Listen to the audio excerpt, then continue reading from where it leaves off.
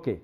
So, now here you have to understand actually like very I mean computation easy, but very high, but I will show you one or two things. For example, let a cost function, this is capital F suffix capital N x, right, to be defined as follows, right. So, F capital F, we are using capital F as small f, that is why I am telling that capital F suffix N x is the minimum cost in rupees per hour, say, or maybe dollar per hour also, no problem, or any other currency unit, does not matter, right. The minimum cost in rupees per hour of generating x megawatt by n units, right. So, this is the minimum cost, right. So, that is we are making at capital F n x is equal to minimum cost in rupees per hour of generating x megawatt by n units, right. This is one, and small f capital N suffix y is equal to cost of generating y megawatt by the nth unit, right. Right, this is the meaning, it is megawatt by n units and this is actually nth unit, right. So, therefore, equation is very simple, you just will look, then for capital F n minus 1 x minus y, that is your the minimum cost of generating x minus y megawatt, right. Here we are where we are taking that nomenclature is like this, that capital F suffix n x, the minimum cost in rupees per hour of generating x megawatt by n units, right. And here small f capital N y is equal to cost of generating y megawatt by the nth unit. If it is your y megawatt generated by this your what you call by the nth unit, then remaining n minus 1 unit, that is capital F n minus 1, it and remaining megawatt will be x minus y, that is the minimum cost of generating x minus y megawatt. This is the meaning by the remaining n minus 1 units, right.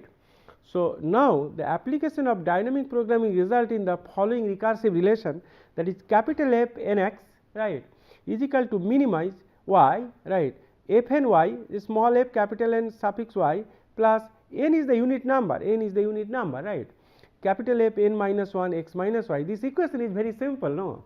When you look it is nothing actually, no mathematics like these two equations, but very complicated actually, right. I mean very or what you call very computationally you have to spend lot of time. For example, use just I will show you how things are. Using the above recursive relation, we can easily determine the combination of units yielding minimum operating cost for loads ranging in convenience step from the minimum permissible load to the smallest unit to the sum of the capacities of all the available units, right.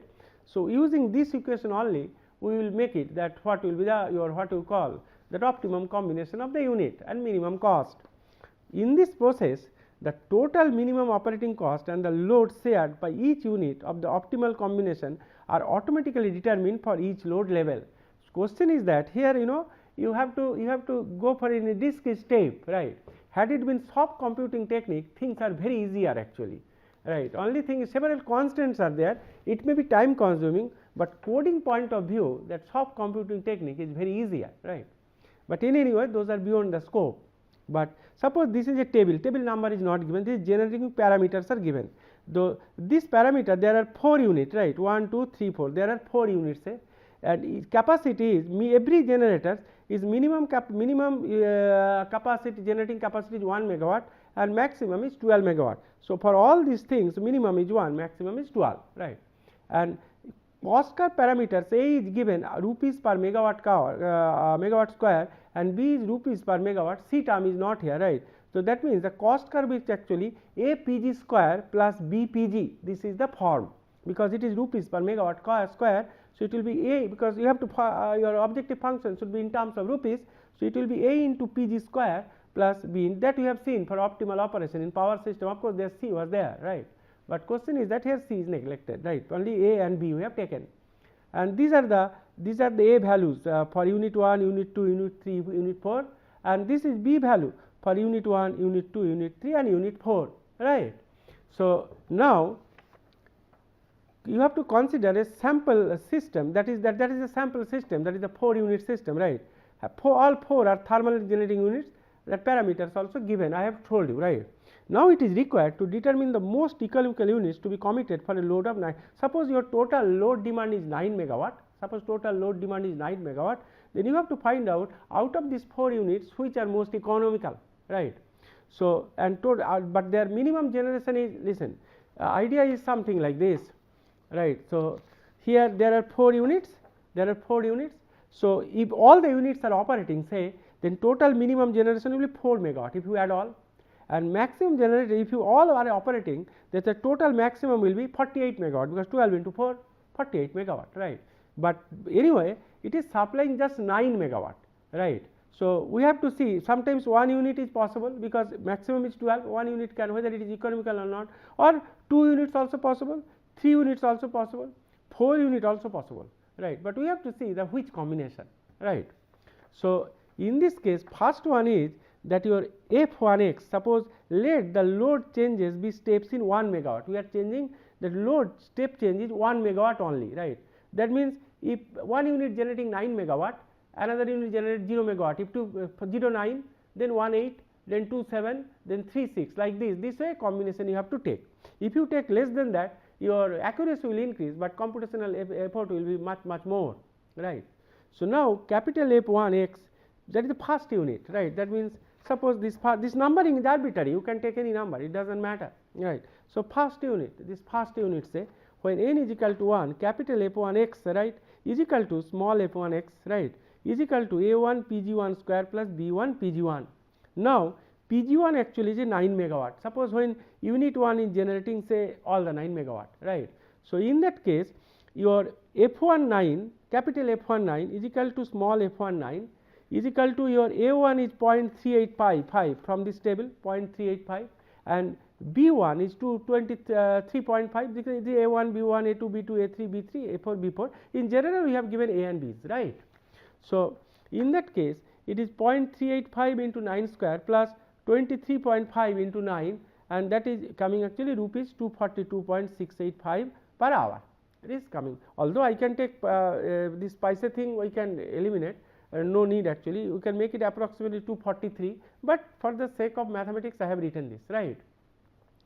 From the recursive relation, that is equation 1, right, from the recursive relation, this is your equation 1, right. I mean this equation, from this equation, this recursive relation, this equation, right. From this equation you can make it like this, you can make it like this, that computation is made for F20, capital F20, capital F21, capital F22 up to capital F29. So, how one can make it, this capital F20, capital F21, F22 like this. So, how one can do it, when n is equal to 2, I mean 2 units, when n is equal to 2, their equation 1 can be written as, it was actually Fnx, capital Fnx, so n is equal to 2, so it is F2x is equal to mean, it is y, then it is small f2y, because n is equal to 2, and this one your n minus 1, that is 2 minus 1, that is here it is, when n is equal to 2, it will be capital F2x is equal to mean y, small f2y plus n is equal to 2 f1 x minus y, right. So, this is equation 1. So, same thing we are putting here, that equation 1 we are putting n is equal to just 2, that is all, right. Now, this is the minimum, that means you have to combine all the minimum, but total load is 9 megawatt, Now, look, that means how many combinations are coming in a step of 1 megawatt. First is when y is equal to 0, say, then it is f20 plus f19, because x is equal to 9, right. Then when y is equal to 1, it is f21 plus f1 is 8 plus 1, we will have to 9, then comma, then f22 plus f1 your 7, right. Then f23 plus f1 6, then f24 plus f1 5, this is small f, capital F, right.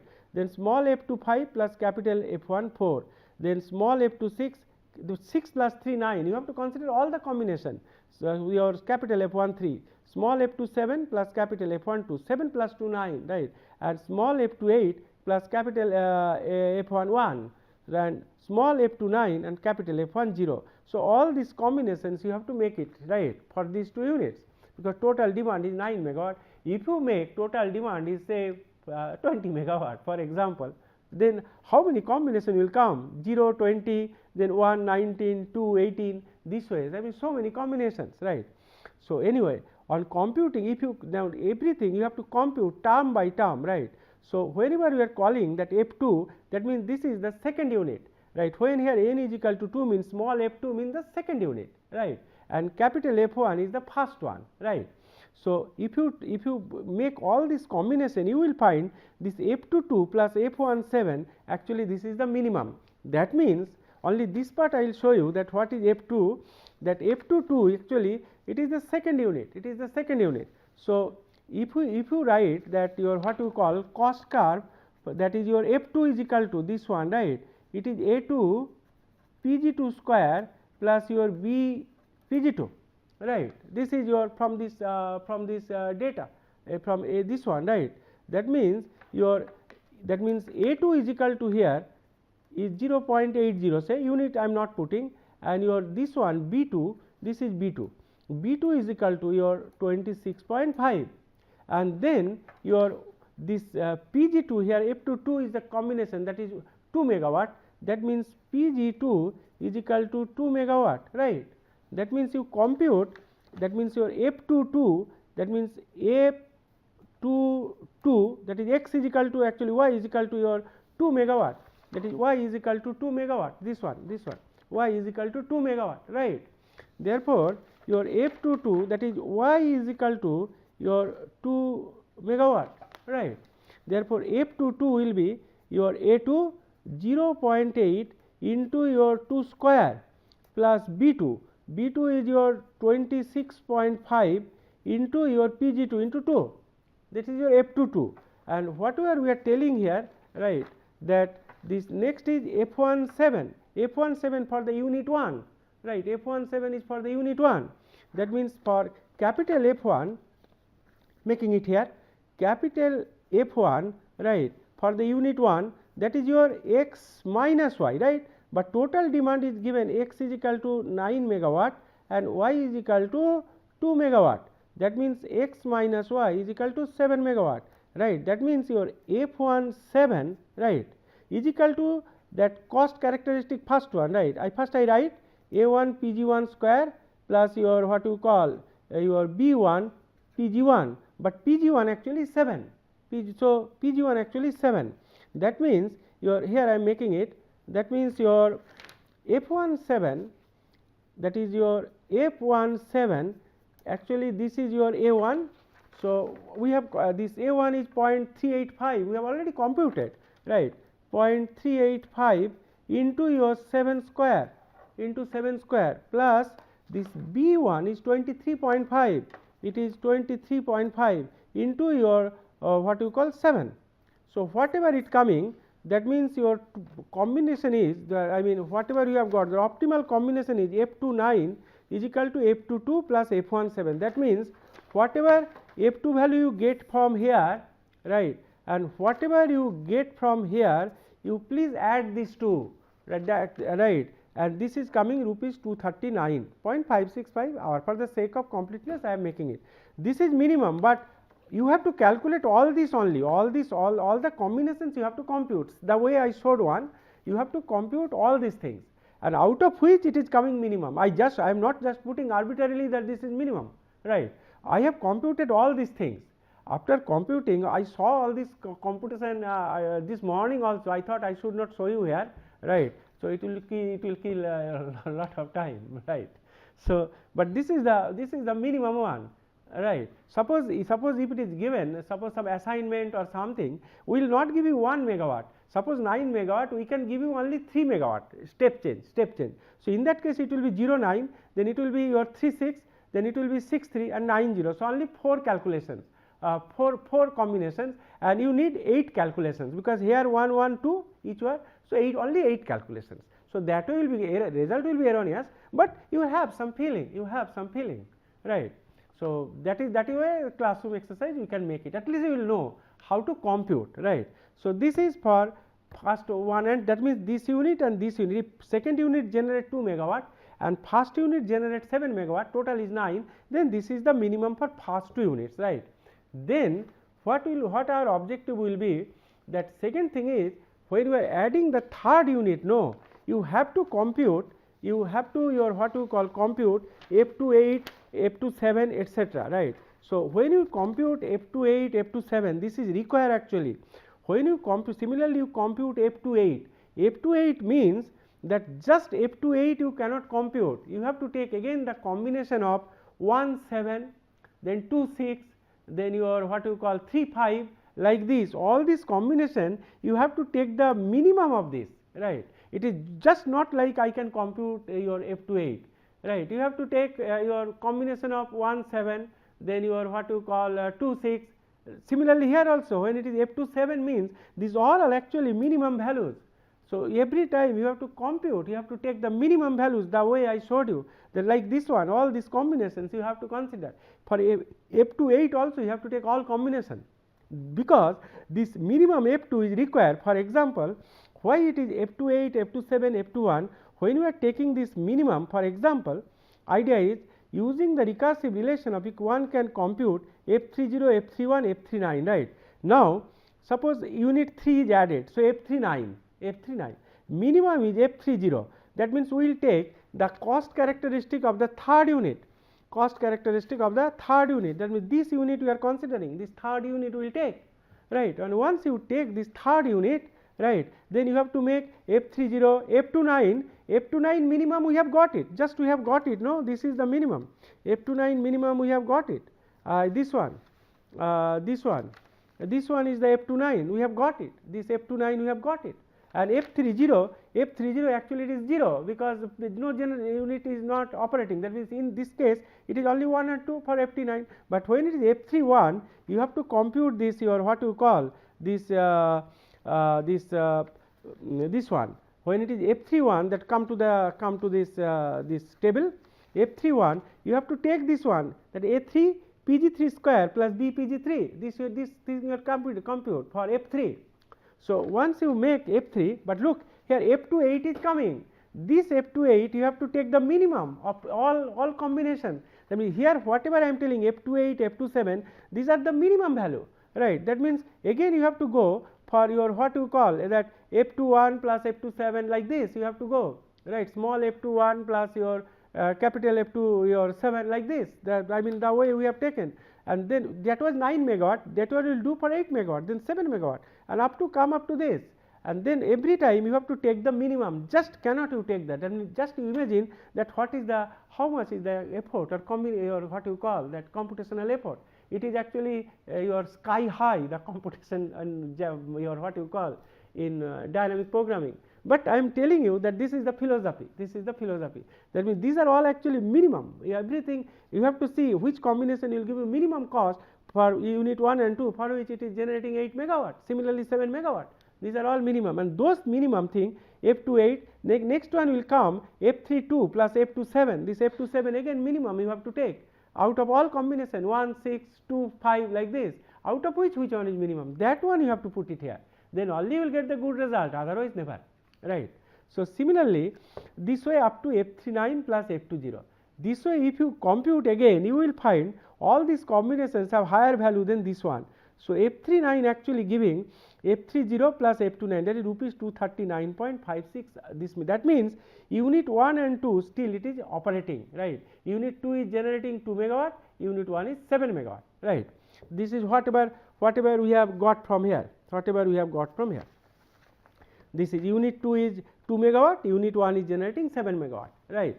So that is similarly if you proceed for similar way, if you proceed for f 49, similarly again minimum f 40 plus f 39, like this, if you move like this, again if you make all sort of combinations you will get again this is the minimum, that means every time you can see that this is 0, f 4 0 0, pg 0 means that f 4 will be 0, and f 39 actually becoming actually f 29, right, because this is 0, this unit is not generating any power, this generating is not even generating any power, every time this is coming minimum, that means to supply 9 megawatt, that unit 1 and 2 combination is the best one, right.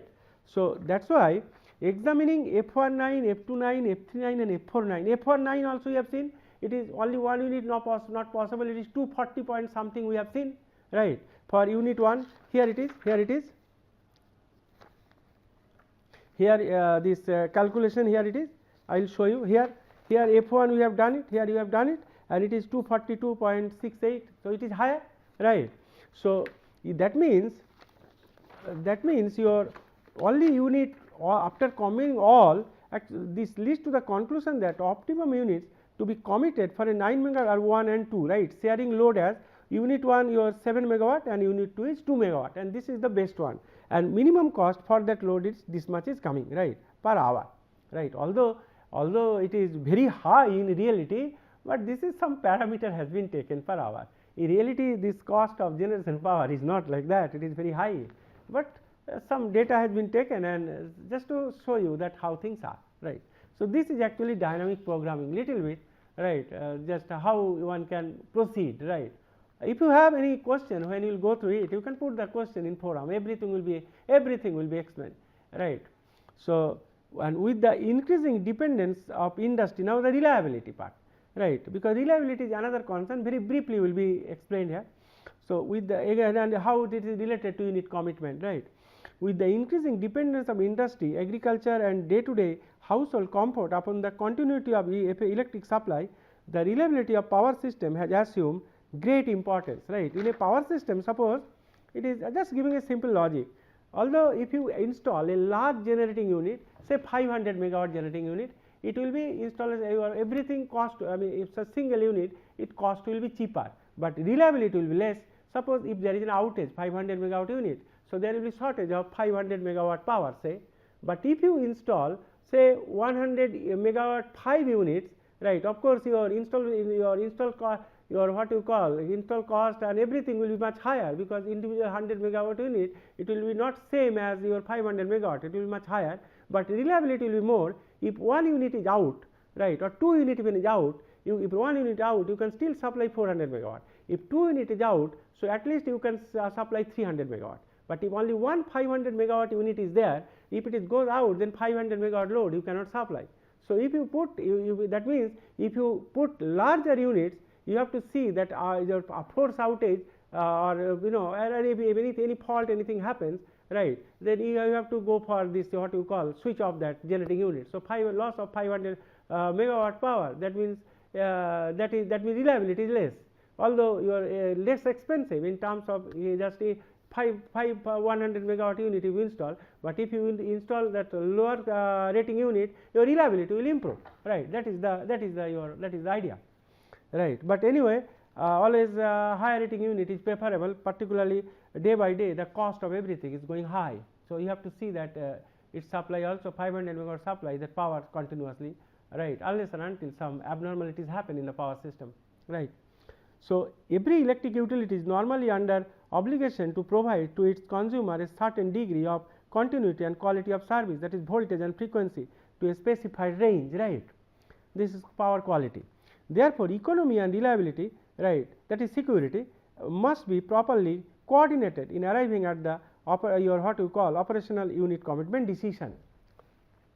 So, in order to meet the load demand under contingency of failure, say force outage, right, of a generator or its derating caused by a minor defect, say, right, the static your reserve capacity is always provided at a generating station, right, so that the total installed capacity exceeds the yearly peak load by a certain margin, right. So, in arriving at the economic unit commitment decision, right, at any particular time, the constant taken into account is merely the fact that the total capacity on line, total capacity on line is at least equal to the load. Total capacity on line means the generators, many generators are connected, right, it is connected and generating power, right, that those generation at least it has to be equal to the load. Sometimes we call the total capacity on line, right.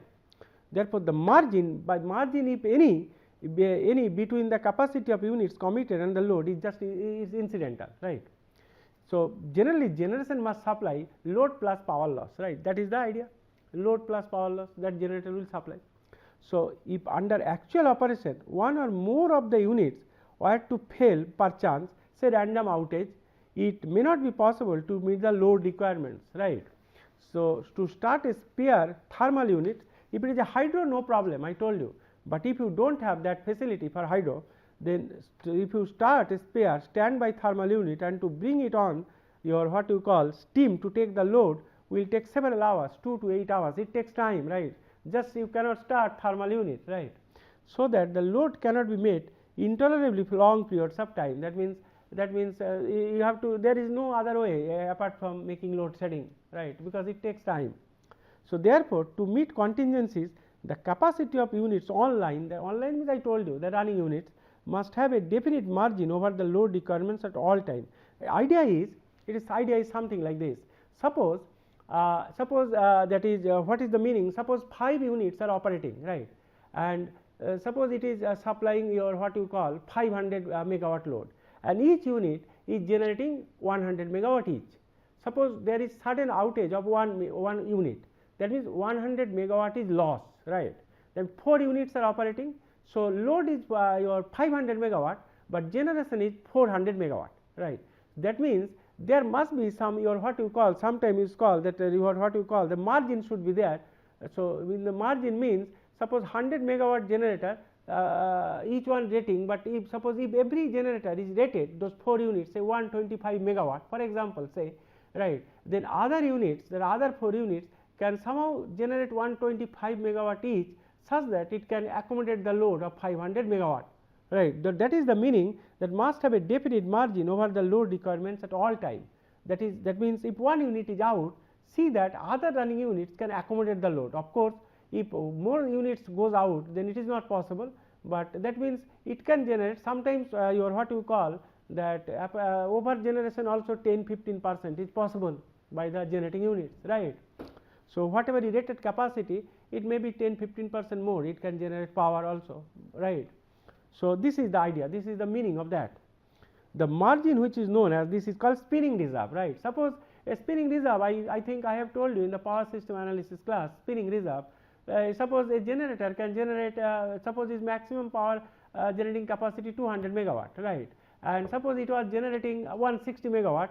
So, but if 40 megawatt load comes, it can take off, that means that excess 40 megawatt, sometimes we call this is a spinning reserve, right. That is the meaning of spinning reserve.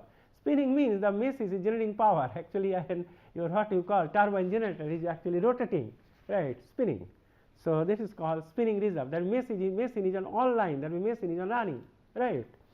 So, that ensures your continuity meeting the load demand up to a certain extent of probable loss of generation capacity, because everything I have written for you, whatever I am telling from mouth, same thing is written here. So, you will go through it, it will be easier for you, right. So, while rules of thumb have been used based on past experience to determine the system spinning reserve and time. Of course, when you are working somewhere and you know that your what you call that operators are there at the your power station.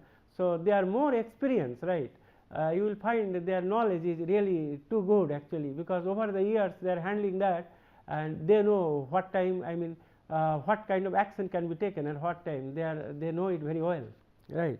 So, Patton's analytical approach of this problem is very promising, little bit we will see. So, since the probability of unit outage increases with operating time, that means if operating for long time, then probability of outage also will increase, and since a unit which is to provide the spinning reserve at a particular time has to be started several hours ahead, right. That because thermal unit I told you 2 hours it takes. So, that means if you want additional unit, you have to start this thing unit much before that, right. The problem of security of supply has to be treated in totality over a period of 1 day. We will take the 1 day load curve, right. Furthermore, the loads are never known with complete certainty. The load is always uncertain. Look, in generally these are not the your topic for the teaching of this course. Load is actually it is uncertain, right. Generation is also uncertain, generation uncertainty, load uncertainties are there, but whatever little bit we are studying, it is completely deterministic, that means everything is certain, right. Also, the spinning reserve has to be provided at suitable generating stations of the system and not necessarily at every generating station. Suppose you have several power plants, no need that every power plant will have a spinning reserve, but some your what you call some of the generating station that spinning reserve should be there. Now, suppose this is a very complex problem, but we will take simplified problem. Look, a simplified treatment of the problem is presented here. Suppose upstate, downstate, right. These are uptime, T1 uptime, T2 uptime, T3 uptime like this. This is T1 downtime, that is repair, this is failure, this is downtime, this is time, this is upstate and this is downstate, because you do not know some machines are on or so off also. So, if it goes for your repair or when some outage is there, routine maintenance, right. So, these are uptime, this T1, T2, T3 may be different, they are not same, that is uptime, and downtime T1, T2, T3 also is different, not same, right.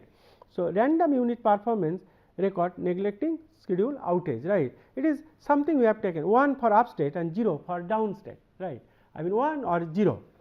So, a unit during its useful lifespan undergoes alternate periods or operation and repair as shown in figure 1, right. This is your figure 1 alternate thing, right, but these are not uniform. My diagram looks like it is uniform, but this time is different, right, this different time. That is why I make T1 up, T2 up, T3 up, T1 down, T2 down, T3 down, they are not same, they may be different, right. So, the lengths of individual operating and repair periods are a random phenomena, with operating periods being much larger than the repair period. This is very natural. If most of the time is repair period, then how your generator will generate power? So, repair time is much less than the your what you call that operating time. Uptime is much higher than the downtime. When a unit has been operating for a long time, the random phenomena can be described by the following parameters. Say one thing is mean time to failure, we call mean uptime, right. This is mean time to failure.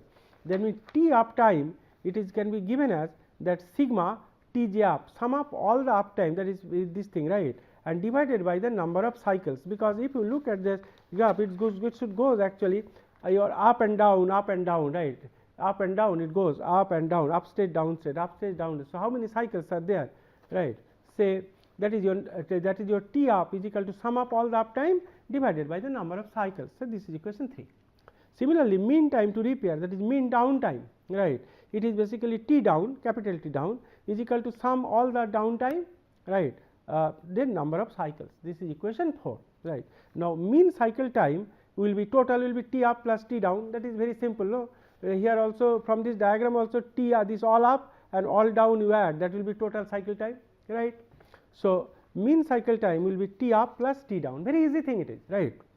So, inverse of this time can be defined as rates, that is failure rate lambda, right. This is actually my habit has become, right, lambda, actually lambda is like this, right, but this has become my habit. So, the power system analysis course also I told you when I started inductance, right. So, this is actually lambda is like this, but my habit has become like this, right. So, anyway, so if you ask me again and again and write, sometimes again I will write this. So, this is lambda is equal to 1 upon T up, right, that is failures per year, the reciprocal of the uptime actually failures per year, right. This is your failure rate. Similarly, that repair rate, that is we define as a mu is equal to 1 upon T down, reciprocal of the time, and we call repairs per year, right. This is your repair rate. So, and then failure and repair rates are to be estimated from the past data of units. You have the past data, from that you have to see that, right, or I mean data are stored, I mean in the past all data are stored, or other similar units elsewhere by use of equation 3 and 4. Actually, in a power plant, suppose some fault has occurred, some generators are out, right. So, nowadays we have a huge computer database, all the solutions are available. Then you will find that if some fault has occurred to generator in any power station, then what they do actually, they record actually what type of fault it is and how it has happened, right. I mean cases how it has happened and how it has been, it was quickly or what you call restored that generator to the your what you call generator or transformer or whatsoever to that your system, right, online, right. All these things they have the storage, I mean what type of fault, anything, they have the huge database, right. So, anywhere if any such thing happens, immediately they go and verify what type of fault, and immediately they will see their database and immediately they know that what is the remedy for that, right. So, this is very common.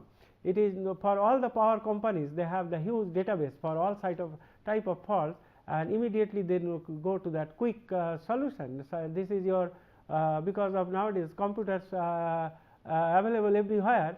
So, we have all these facilities nowadays, right.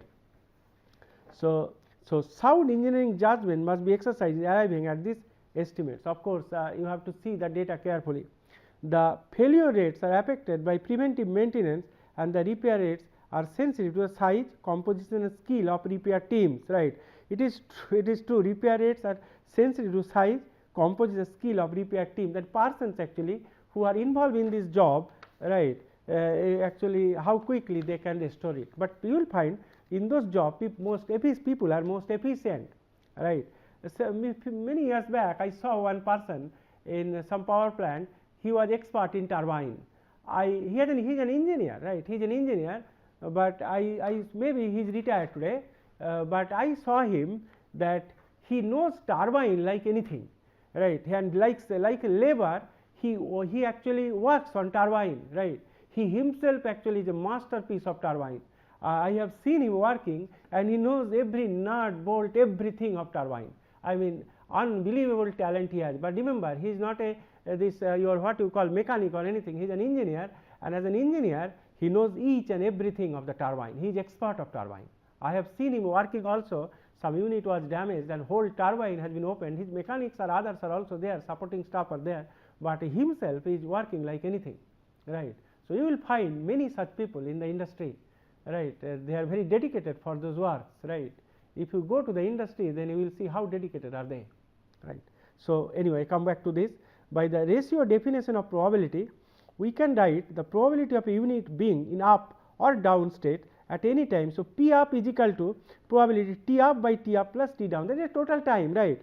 And we have defined 1 upon T up is equal to mu, and lambda, and 1 upon T down is equal to mu. So you just substitute those, right.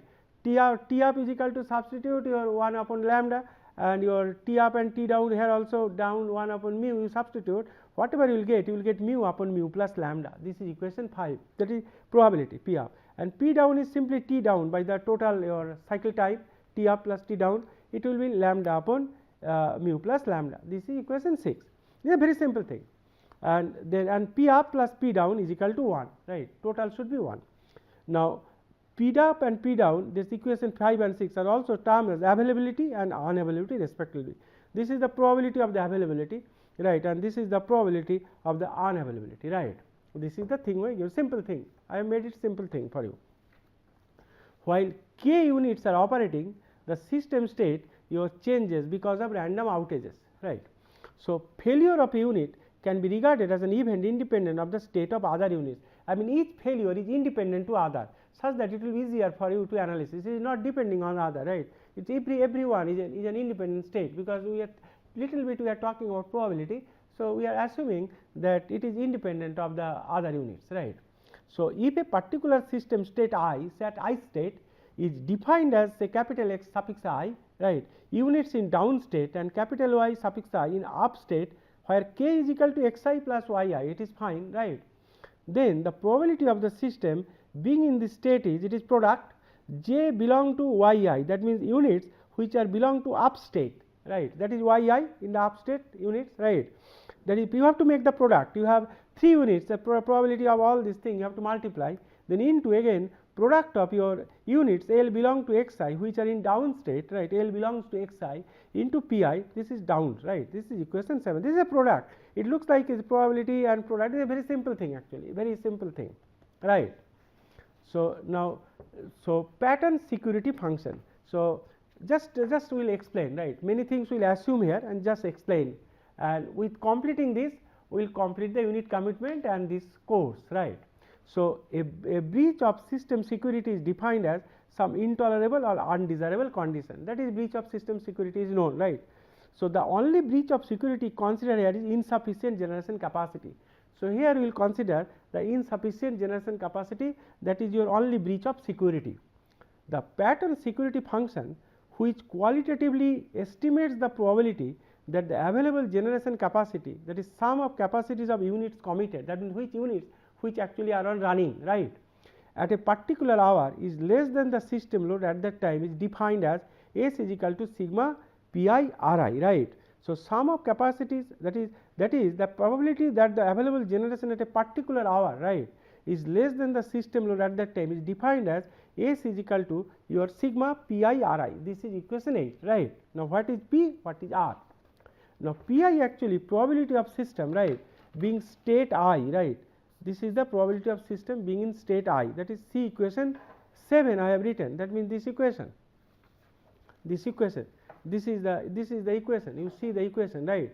So it is your from this product of this probability, right.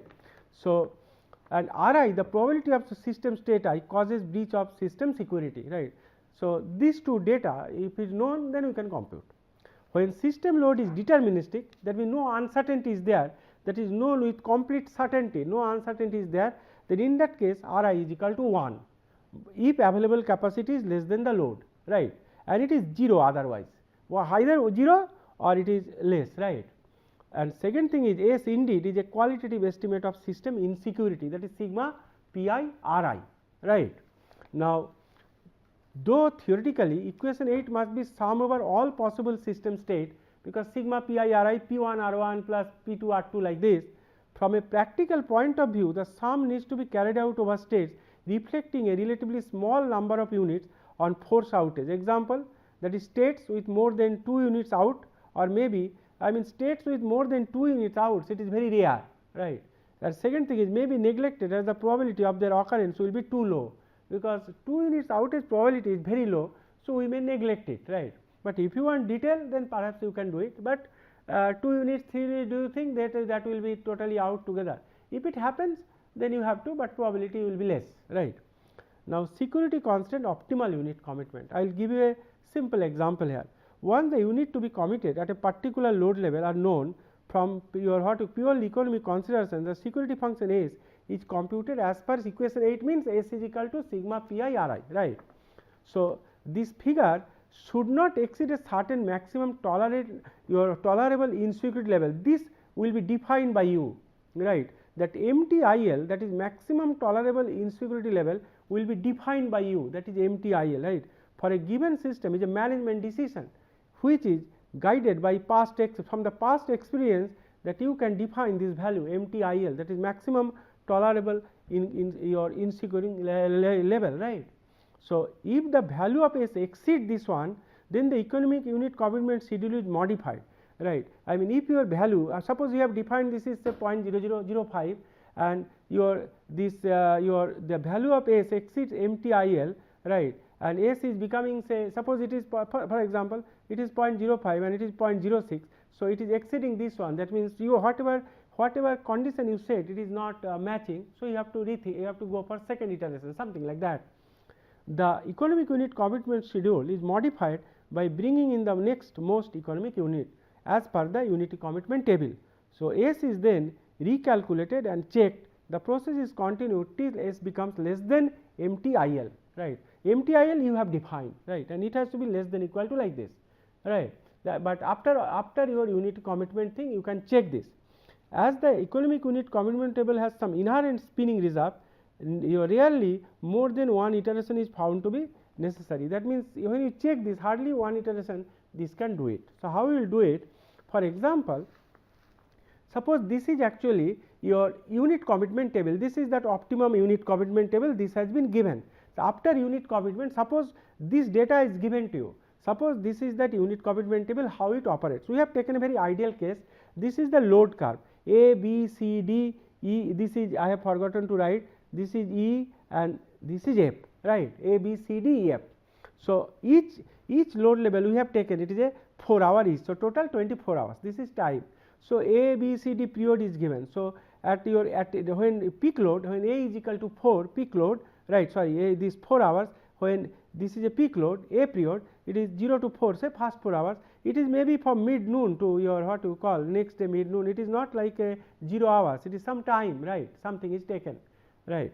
So, question is that during this period that all the units are operating, all the 4 units are operating, but during B period it is 15 megawatt, all 3 units are operating and 1 unit is off, and for your when 10 megawatt, right, C period only 2 units are operating, and when D period again it is 3 units are operating, it is not operating, and E period only 1 it is operating which is 5 megawatt, and F period only 2 megawatt is 2 units are operating because it is 10 megawatt. It is ideal case I have taken, right, and this is your unit after unit commitment set dynamic programming and whatever method, this is your unit commitment table at every load level. This is load level A, B, C, D, E, F, right, and this 24 hours load level is taken. So, now everything is written here. Consider a 4 unit example daily load curve for this system given in figure 2. This is figure 2 and this is the table. Economically optimal unit commitment table for this load curve is given in this table. This is also given corresponding to this load curve. And let us now check if the above optimal unit commitment table is secure in every period of the load curve, right, whether it is not. So, what we will do is, for the minimum load of 5 megawatt, first I will check minimum load POD of figure 2. This is the minimum load 5 megawatt, this is 5 megawatt, and that is a POD, right. According to the optimal unit commitment table, only unit 1 is to be operated. As per the unit commitment table, that only this is the period, only this unit is operating, only one unit, right, that is unit 1, this is the unit number, unit 1 is operating, other units are off, right.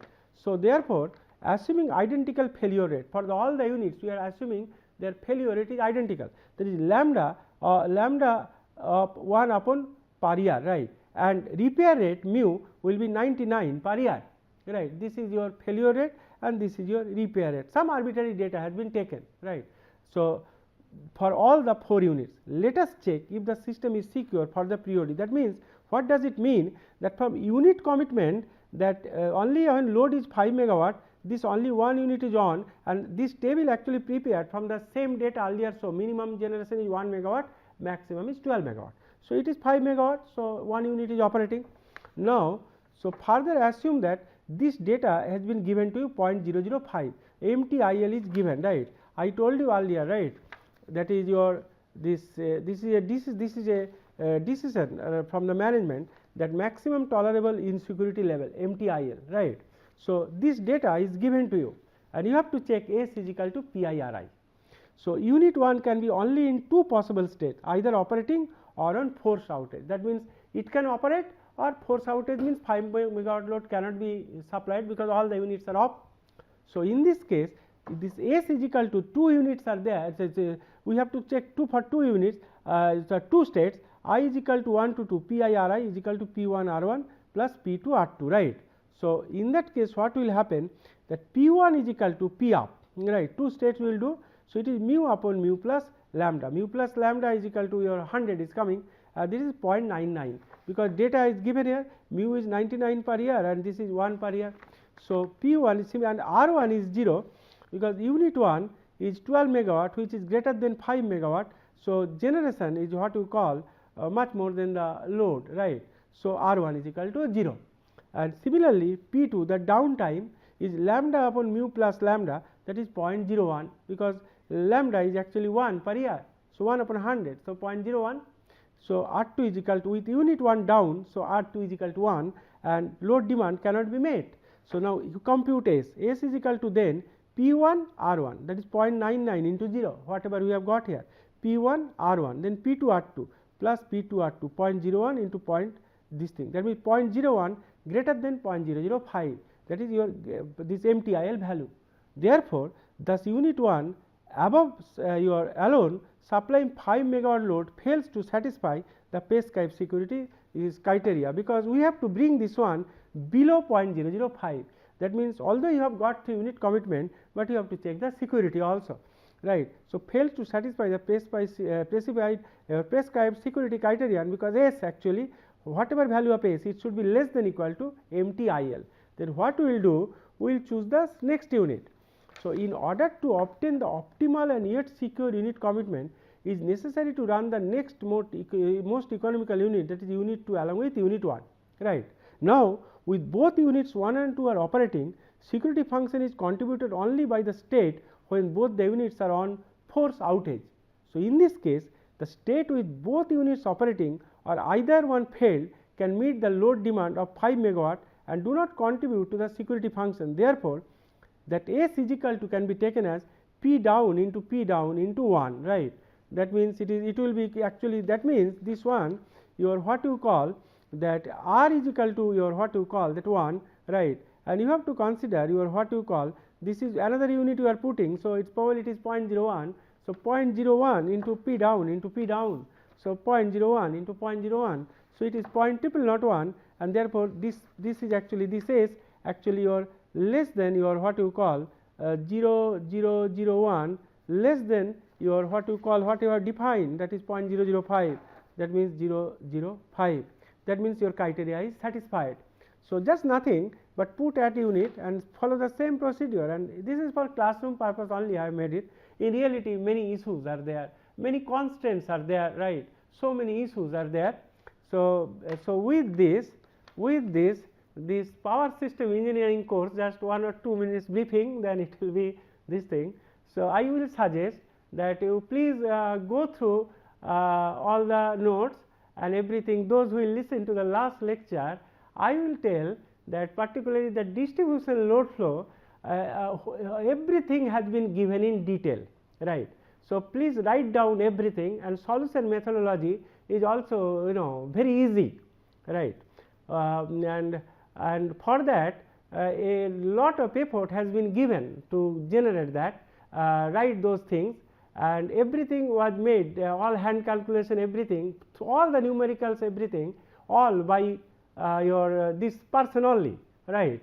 So, if you have if you find any calculation error or anything, you please send the mail or put the question in the forum.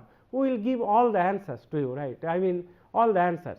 And whatever has been made, starting from your insulator, then your cables, then everything, only one thing I forgot to show you, that particularly in the corona loss, that is insulator thing I showed you, that for your V type your connection for insulators, I will show you the how corona happens, some good photograph. I completely forgot to show you that photograph. If possible, some corona photograph in the forum or somewhere, I will ask my TAs, they will upload it, right, they will scan it and upload it. You can have a look that how corona happens. I forgot it, later I recall I forgot it, right. So, rest of the things, I hope things will be quite easier to you, and please just go through it, and if you have any doubt or anything, you please send the mail. I will reply, or I will ask my TAs also to reply on behalf of me. And this is a very 30-hour course, means actually in the classroom you know that it will be nearly doubled, right, because here nobody is sitting in front of me, and but I am imagination, I always think the students are sitting in front of me, and that way I tried. And if you have any clarification or anything of this course, please send mail to me, right. So, thank you very much, and I do hope you will you will listen all these video lectures. So, thank you very much, thank you.